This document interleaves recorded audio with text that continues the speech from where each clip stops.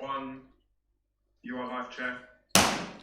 Good evening and welcome to this Oversight and Scrutiny Committee meeting on Tuesday the 1st of August 2023.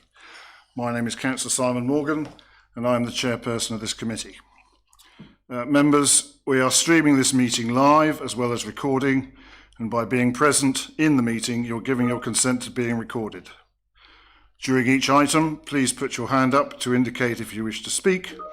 I will then invite you at the appropriate time. Could I ask members to avoid approaching the top tables? This could create interference with the cameras and live stream. Please note that the YouTube live stream sound recording is dependent on the correct use of the microphones. Therefore, can I ask that when invited to speak, you remember to turn on your microphone and turn it off when finished. Please reference a page or paragraph number when referring to the agenda papers and keep your contributions as clear and concise as possible. Before proceeding on, I just want to say, and I'm sure I speak for Councillor Spencer of this, that we're all very much looking forward to working together with you all going forward for the municipal year. I'm reminded of the great phrase, quis custodiet ipsos custodes, which I'm sure Councillor Lagan will be able to inform you means who looks after those people who are supposed to be looking after other people. And that is what this committee is here for, to keep a watching brief and to make sure that people are held to account. Anyway, without further ado, moving on to item 2, apologies for absence. Sean, do we have any apologies? Yes, good evening, Chair. We have apologies from Councillor Hughes. Thank you, Chair. Thank you. Okay, moving on to item 3, minutes of the last meeting. It is recommended that the minutes of the meeting held on the 28th of March 2023, which you should have found within your papers, are approved as a true and accurate record. So I move. Do I have a seconder? Councillor Spencer, thanks. Do I take that as taken by assent? Okay, moving on to item 4, declarations of interest. It's important to disclose the existence and nature of any disclosable pecuniary interests, other registrable interests and non-registrable interests relating to items of business on the agenda, having regard to paragraph 9 and appendix B of the Code of Conduct for Members. Members are reminded that it also required to disclose any such interests as soon as they become aware should the needs arise through the meeting. Is there any disclosure of interest? Right. In which case, moving on to item 5, which is an update on the scrutiny work plan. And perhaps Mr. Jennings, could you lead us into that? Thank you, Chairman. Yes, the purpose of this report is really to set the scene, really, for the new committee and its work over coming weeks and months. And the main body of that report picks up from what was reported to the Council in May at the statutory annual meeting, as this committee is required to do to provide an annual report. So it picks up on all those items that still sit currently on the scrutiny work plan to be picked up by this committee and its working group going forward. It states the origins and it states the general terms and remit of what's being looked into, and provides an update as to where the matter actually sits at this point, ready to be picked up. I think it's worth mentioning at this point there are 2 significant items that are very much in the course of work and work therefore to be developed further. The first one is called planning decision making, and the committee has already made recommendations to Council which have been accepted and have been implemented, but there is more to do, as is highlighted here, and there may well be added other things added by members as they work this item through. It is a very wide-ranging subject. And the ultimate thought was that out of this, the committee would come up with and commend to the council a new, for want of a better phrase, protocol on decision making relating to planning, which could become a component of the constitution. So that is that item. The second item is another meaty item, really. It's planning enforcement, performance and processes. This began with quite an extensive request for information, and it's clear that associated with work going on within the planning directorate, restructuring and looking in detail at dealing with historic problems associated with enforcement, particularly a backlog of items and the processes attached to that.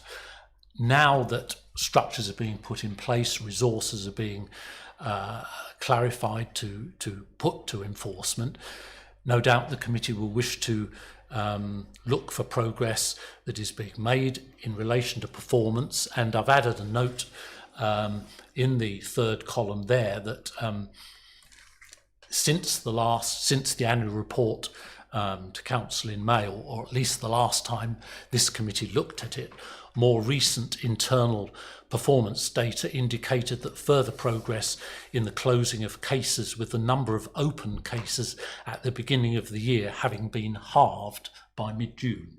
Yeah. Thank you, Mr. Jennings. We are, I think, joined by Anne Althoff-Shorland, who I think, Anne, you able to talk to us a bit more about the enforcement matters? Yes, I can give you an update on the statistics, how we're doing. So at the moment we've got about 391 active cases, 5 appeals. We're doing 5 appeals at the moment, so that where we've closed cases and we've served this year 9 enforcement notices, the knock-on effect of that is we will then have more appeals to deal with in the team. So 5 appeals, one of which is going to a public inquiry. So we served 9 enforcement notices. We're just about to serve another one and 1 breach of condition notice. We've closed 459 cases since the beginning of the year. And now, back beyond 2020, so inclusive of 2020, back to 2011, we've got 157 cases still open. So we've had 98 in this year, so it's not too bad this year so far.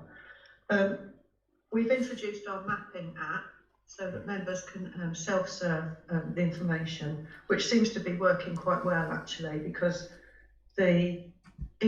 not that we don't love interacting with you, but the interaction with members has reduced significantly, and I have checked, and members are using the self-serve app, so it must be working.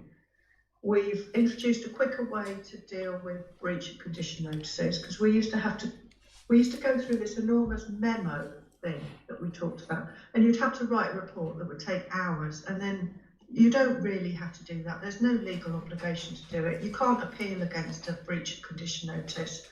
So we've developed a much quicker way of serving those notices. We've also carried out some team training now on expediency and how to write an enforcement notice. We now have a half an hour meeting every morning, 4 days a week, to catch up with the team. So we're learning as a team every day, basically. And it does seem to be going quite well, I have to say. But we have reached a plateau because the cases we've got left in the main are the more complex ones. Thank you. Before we move on to the rest of this report, I just wondered, have members any questions that they want to put? Yes, Chairperson. Thank you, Chair.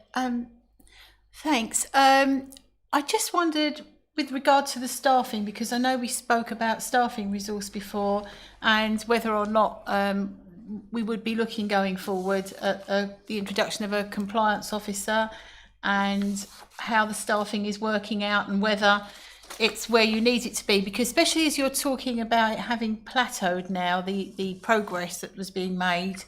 I suppose it's just looking at, how are you with staffing, and how is that impacting progress? Well, we're going through the planning restructure, aren't we? So we've done phase 1. So the heads of service are in place. So the head of service in terms of planning enforcement has not been resolved yet. So I'm still there managing the team for the moment. We are going to have a phase 2 restructure, which I hope is going to be introduced to staff mid-month. And I can't talk about it because it hasn't. The staff don't know about it yet. Okay. All I can say is if we can introduce what I would like us to introduce, I will be very pleased, and I think it will help us enormously. That's fine. So, and I can't really say anything else because at the end of the day, it's confidential at the moment. If I come back at the next meeting and it's been out to staff, then we can talk about it. But I think if everything goes according to plan, I think that we will be quite happy about it. Thank you. It's just because we'd spoken about that at the last meeting, so it was just a follow on from that. And the other thing that we spoke about at the last meeting was a review of our enforcement policy in terms of prioritising certain jobs or things, enforcement cases that come forward, and in terms of whether or not they're really urgent. So if it's a TPO or a historic building or something like that. And I just wondered if there was any progress on reviewing the enforcement policy and where we are with that. No, I haven't proceeded at all with that because I wanted the restructure to be sorted out first, because I'm not 100% sure if it's going to be me as the head of service. But when I get to that point, I did want members' involvement in that. Mm-hmm. What I will say is, because we have a half an hour meeting every morning, 4 days a week now, I think it means that we hit the more things like TPOs and listed buildings. We hit those site visits much quicker because we're talking about them every morning. And it'll say, right, who's going out on site? Oh, can you go and do this? And I think that's working quite well. But I still would want to build that into a more positive policy, I think. And just look at the policy in the round to make sure it is doing what it should be doing and telling people how we operate. I mean, we need things like a RIPA policy, how we're going to deal with the regulation of Investigatory Powers Act. Those sort of things are not in place, and I think they should be in place. So as soon as we get the restructure sorted out, I think yes, I would like help to do that piece of work. Councillor Morley. Thank you, Chair. Yes, I was just wondering, how do you see the ratios or the trend if with more planning? Is there more enforcement to do, or are you now you're sort of nipping it in the bud a bit? Do you find that you're keeping on top of it a little bit? Has it sort of stayed fairly stable, the trend of planning being granted and then enforcements having to be looked at? I think we've reached, unless we sort of change our structure slightly, I think we've probably reached a point where as cases come in, cases are being resolved. So I don't think we'll see a massive drop again unless we alter the structure a little bit. I mean, I'm not talking about anything radical, just tweaking really.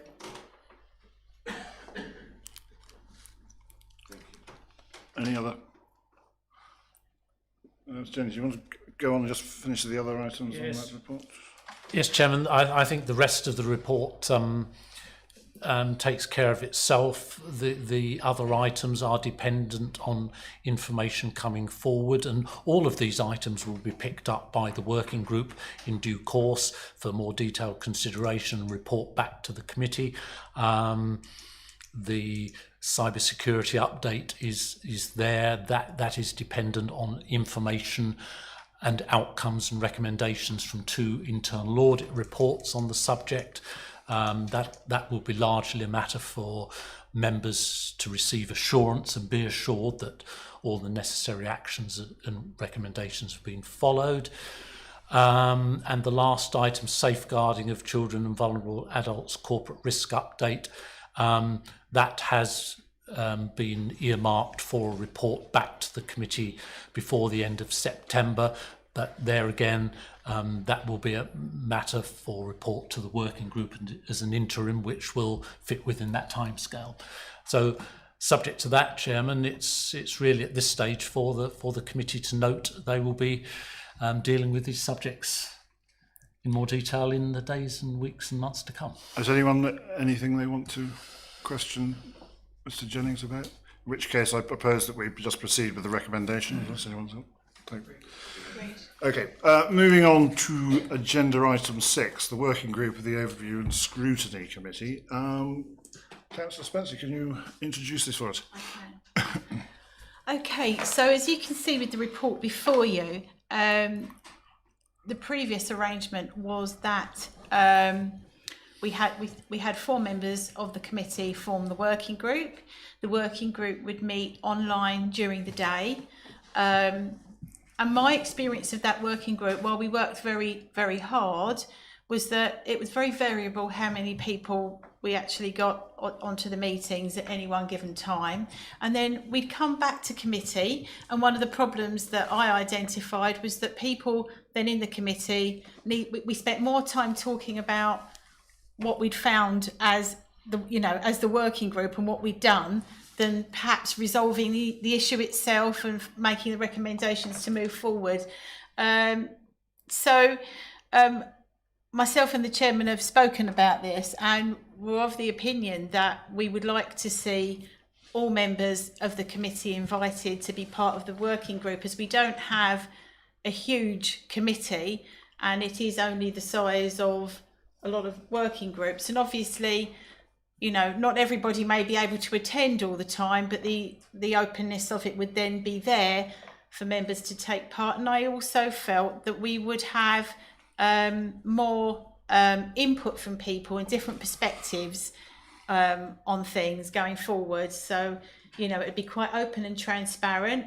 And we could also look at, and it's actually something that we were speaking about this afternoon, having people from perhaps even external partners come in and talk to the committee, and as we do when we have the crime and disorder panel, and say, for example, with regard to health and education. And so we could actually open up our work quite a lot more, and I think work in quite a productive way, and have hybrid meetings potentially for the working group where possible as well.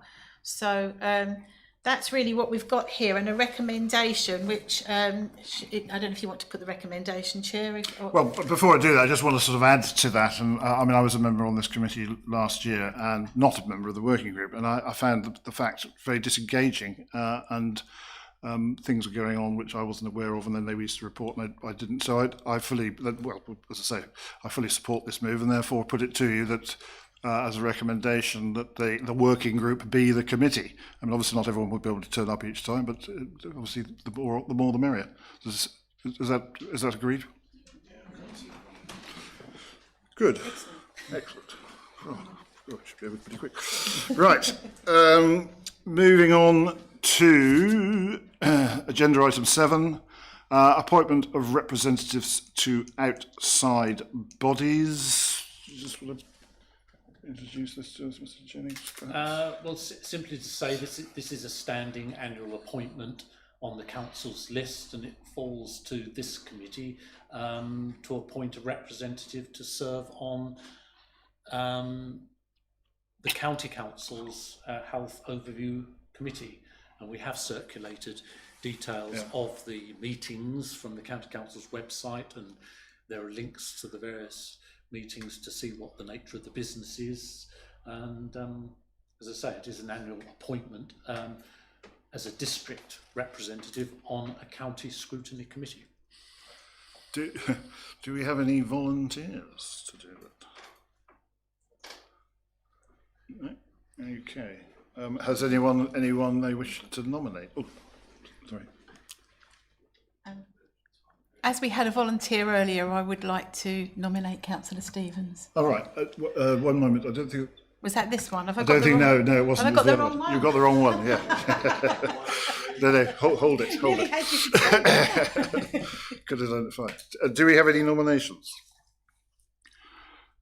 No, do you want to? Right. Well, it will be, I'm afraid. Yes, yes. Um, I'm pretty certain it will be. Yeah. You did? Oh, well done If you. anyone Well wants done me you. Well done you. Excellent. So that'll be Councillor Spenceley. Excellent. Right. Good. And now we come to the next item, which is item 8, to appoint 2 member representatives to support the work on the Process Improvement Framework, rather. And here indeed we do have 1 volunteer. Councillor Stevens has agreed to continue. Councillor Stevens, could you just perhaps outline to everybody exactly what this entails, just to sort of perhaps attract someone else to join you? I don't know if I can attract somebody else to join it, actually. The group has seen through some improvements, but I would like to try and make some improvements to the way that the group operates, because I found the methodology quite dense and hard to get my head round. Maybe that says more about me than the methodology, I don't know. Lots of matrices and things, and I just thought, well, we could just have a list of things that need improving and tick them off. That's how I would do it. I mean, I get that you might want to prioritise things, and so there would be that level of complexity. I also think that perhaps we were looking a little bit at some processes and procedures that the public don't really see the procedure. They'll see the outcome at the end, but they don't see the procedure, and we as members don't either. So I think if the council officers want to improve those, absolutely they should, but I don't think we need to be involved with that. So I'd like to move the group round a little bit more to be more focused on the outcomes for residents and looking at what happens here for the resident. Is that good? No, it's not. So let's improve it and do it from that end. So I can't thoroughly recommend my experience on the group to date, but I think there's scope for it to be a good thing. Let's put it like that. Does anyone want to? In which case, I'll follow my sword as well. I'll take that other position. Yes, I was going to say. Right. Now we move on to item 9, reference from the Performance Governance Audit Committee with regards to the review of the management process associated with the splash park at Promenade Park, Maldon. Do you, Jen, anything you wish to sort of say about that per se? Not really, Chairman. It's purely for this meeting to formally receive the reference and decide what to do with it. The normal process is for it to go to the working group with a request for more information so that members have an understanding what the issues are, and then one of 2 things basically can happen. The working group can say, well, in understanding and setting out the issues, this may be a watching brief item, or it can recommend back to the committee that should be added to its work plan, and what the remit of that work plan scrutiny should be, and help plan that out. I would just add, by way of information, that it's my understanding, and I've just looked it up actually, it was also a decision of Performance Governance and Audit Committee at the same meeting that the business model and costs of the splash park be mapped out, reviewed and reported back to a future meeting of the Strategy and Resources Committee for member decision on the way forward. And I understand that is to be done in the context of next year's budget. So there is a report on the wider impacts and considerations of the business model and costs still to come through committee. Okay, thank you. Councillor Laggard, I'm very delighted to see you here. Is this something you would like to speak about? Yes, thank you, Chairman. Yes, you're quite correct. I'm not on this committee, so thank you for letting me speak. This came to my attention with a substantial number of contacts from residents about the splash park and it not being opened when council had resolved that it should be open. It was then closed for some essential maintenance. after it had been closed for many months for maintenance. So this is why I started to get interested on the why. Why in that window of opportunity did the council and the teams involved and the contractors that are chosen to run it not have a sufficient plan, a management plan, to be able to do all of the maintenance in expedient time to open it up for the summer? So that was the main driver. And also I felt very strongly that because I use the word mismanagement of process there in that meeting, which I still maintain is very sound, that the operating model of a splash park, of a district asset being open for 4 hours on a Saturday and 4 hours on a Sunday, misses a massive opportunity for us to gain a greater amount of income, provide the asset for people with special needs, disabilities, SENS, preschool children. So if we opened it up more, we could actually leverage the asset to give us more. And what we all know as members, as incredibly challenging times. So that was the background as why I came and spoke, and I was very pleased when the PG&A committee took the decision to accept that, and then very pleased to see that it's come to this committee. And may I also commend the chair and the vice chair and all members. It's so empowering to see people go, oh yes, we need to work together on things, rather than have a tiny segment of members make a decision on something, come to other members who won't have a clue how that decision was made. It certainly breeds a deal of inclusiveness and helps build the bridges that were missing in the last agenda. So Chair, that's members, that's why I came this evening, very astute by the Chair. And that's why I pushed it, and I'm passionate to see this venture work better. Thank you, Chair. Thank you. So, yes, Councillor Morley. Yeah, I just wondered what are essentially the main issues with it, or the stumbling blocks, really? What's been is there one single thing, or is it just a multitude of reasons? Why? To be honest with you, is it a health and safety thing, or well, I think there's a number of reasons. Perhaps Councillor Lagan can help us out. I'm a little bit ignorant on it. Yep, Councillor Morley, I haven't seen you in a splash park lately, so but I have been going every day and watching kids enjoy it immensely. Yeah, two areas. It's very easy to sit on the outside and criticise in when you don't know all the facts. But there is a reason, because of the cost of electricity, because of the cost of water, the pumps were running consistently. So there was a decision made to put a more efficient pumping system in there. And along Maldon, being a very, very beautiful town on the long side of a river, obviously has rabbits and seagulls that do their business on the surface. So there's a UV lighting system that needed to be installed. But that would have been known a long time ago. So I just think there's a disconnect, Councillor Morley, from when you do a project plan, you Gantt it, you know what your milestones are. The back end of that could have been brought in when all the other maintenance work was done. So my question for that is why? And then we've got to look at the model about how we maximise income from that and have the asset actually open for the people of the district and those who want to come in and use it. I hope that explains a little bit more. Yeah, I'm quite interested in it. I'd like to know more about that. I like that sort of practical side of things and the reasons why. Yep. You say about the cost of, does it have to be heated? To my understanding, no. But the water is filleted. It's been a long day. Filtered. Can you not do like Tollsbury do then? I've used to swim in there for kids, just pump seawater in. Not in this day and age, unfortunately. Yeah, but not down with that type of equipment, with the pumping systems and the filtration systems they've got. I think seawater through those pumps would be. We would kill the pumps. We had a wonderful swimming pool in Maldon, but we won't go into that topic now because that's not. No, they use pumps for seawater in ships and things. No, pumps aren't the issue. I would have thought lovely salty water's perfect, but. Yeah. Yes. Councillor Spencer. So I was just going to ask Mr. Jennings how the report that's coming forward to S&R will impact how we should treat this with overview and scrutiny. Where, you know, I'm obviously aware of the fact that we don't want to ask officers for multiple different reports.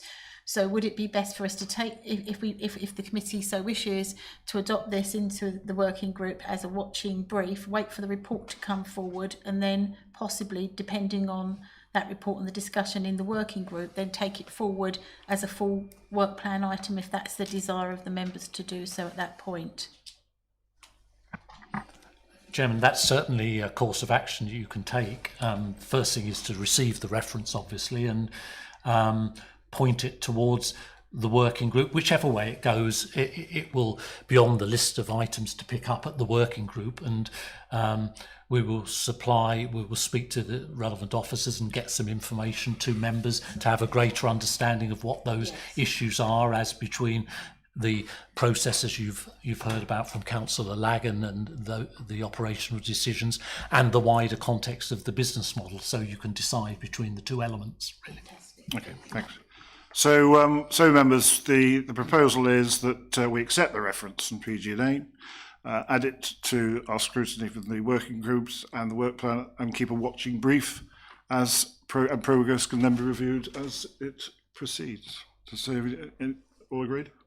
Yes, agreed. Good. Gosh, there we go. Okay, so moving on to item 10. Any other items of business that the chairperson of the committee decides are urgent? And I have none. Therefore, I think, members, thank you for your contributions this evening. I now draw the meeting to a close at 8:01. Thank you.